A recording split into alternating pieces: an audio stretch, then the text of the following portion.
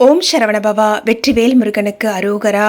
முருகப்பெருமானுடைய அருள் அவருடைய பக்தர்களுக்கு எப்போதும் பரிபூர்ணமாக கிடைக்கும். நாம முருகன் கிட்ட நம்பிக்கை வச்சா போதும். முருகப்பெருமான முருகான்னு சொல்லி ஒரே ஒரு முறை கூப்பிட்டா போதும், ஓடோடி வந்து நம் குறைகளை தீர்ப்பார்.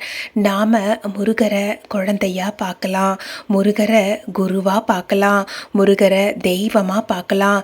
நீங்க எப்படி வேணாலும் பார்க்கலாம். ஆனால் அந்த இடத்துல தேவையானது உண்மையான பக்தி மட்டுமே.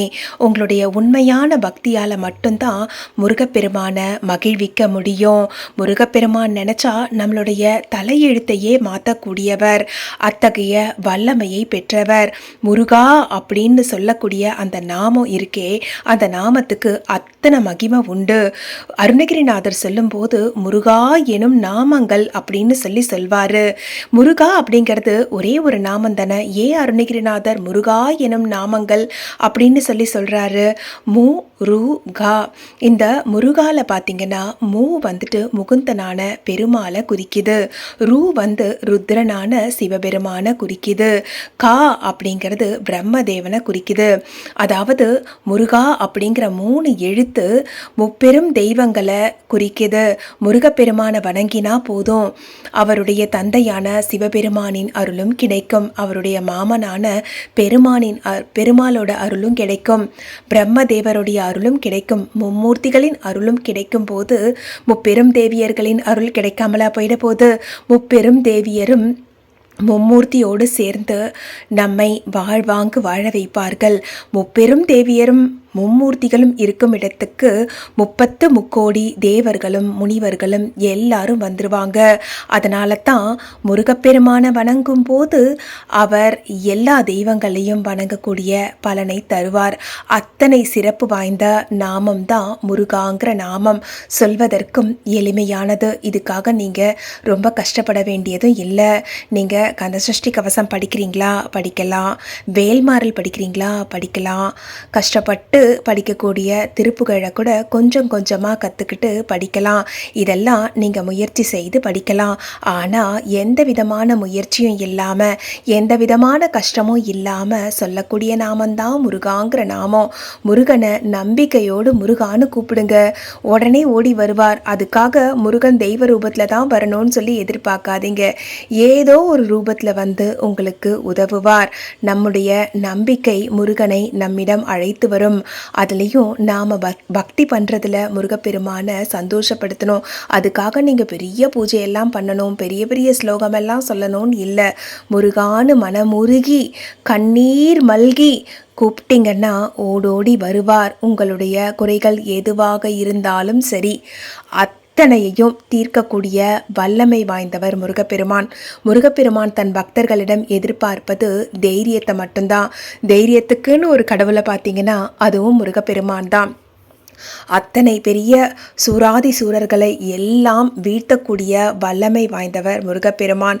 6 குழந்தைகளை சக்தியானவள் தன்னுடைய கரங்களால் ஒரே சக்தியாக மாற்றி 6 தெய்வங்களையும் ஒரே தெய்வமாக முருகப்பெருமானாக நமக்கு வழங்கிய பார்வதியினுடைய சக்தியும் சிவபெருமானின் நெற்றிக்கண்ணிலிருந்து வந்த பொறியிலிருந்து தோன்றிய முருகப்பெருமான் சிவசக்தியினுடைய அம்சம். அதனால் அவர்கிட்ட இருக்கக்கூடிய வல்லமை நம்முடைய சங்கடங்கள் அனைத்தையும் தவிடு பொடியாக்கும்.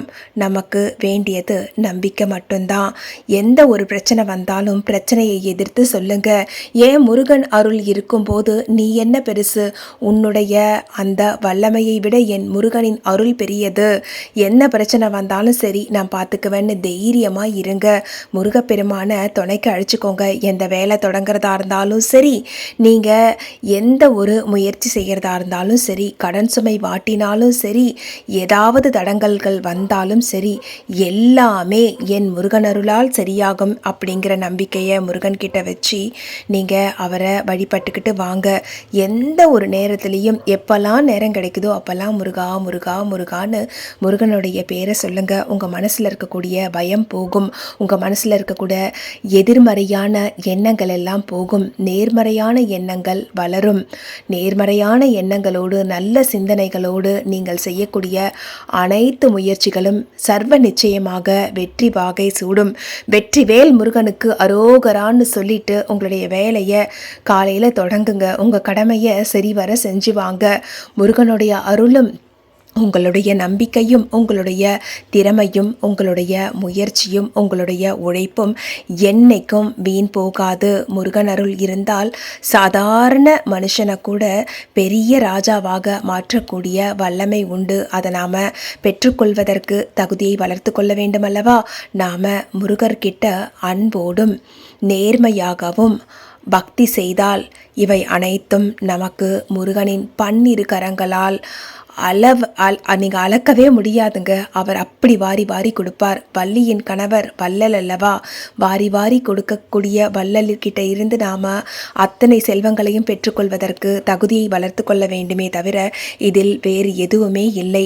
நல்லதையே நினையுங்கள், நல்லதையே செய்யுங்கள். உங்களுக்கு முருகன் அருளோடு எல்லாம் நல்லதாகவே நடக்கும். இந்த பதிவு உங்களுக்கு பிடிச்சிருந்ததுன்னா உங்களுடைய நண்பர்களுக்கும் இந்த பதிவை பகிர்ந்துக்கோங்க. இந்த பதிவின் மூலமாக உங்களுக்குள்ள ஒரு சின்ன மாற்றம் ஏற்பட்டால் கூட முருகன் அருளோடு நான் மகிழ்வேன். எனக்கு கிடைச்ச முருகன் அருள் மற்றவங்களுக்கும் கிடைக்கணுங்கிறது தான் என்னுடைய விருப்பம். நான் சதா சர்வகாலமும் முருகப்பெருமானின் நாமத்தை கூறிக்கொண்டே இருக்கிறேன். அதனால தான் உங்ககிட்ட முருகனுடைய பெருமையை பேசக்கூடிய இந்த வாய்ப்பை கூட முருகப்பெருமான் கொடுக்கிறார். அதனால் நல்ல வாய்ப்புகள் நிச்சயமாக முருகப்பெருமானால் அருளப்படும் என்ற நம்பிக்கையோடு இந்த பதிவை முடிக்கிறேன். மீண்டும் மற்றொரு அற்புதமான பதிவோடு உங்கள் அனைவரையும் மீண்டும் சந்திக்கிறேன். நன்றி, வணக்கம். ஓம் சரவணபவா. வெற்றிவேல் முருகனுக்கு அரோகரா. சக்திவேல் முருகனுக்கு அரோகரா. ஞானவேல் முருகனுக்கு அரோகரா. கந்தவேல் முருகனுக்கு அரோகரா. குமரவேல் முருகனுக்கு அரோகரா. வடிவேல் முருகனுக்கு அரோகரா. வெற்றிவேல் முருகனுக்கு அரோகரா.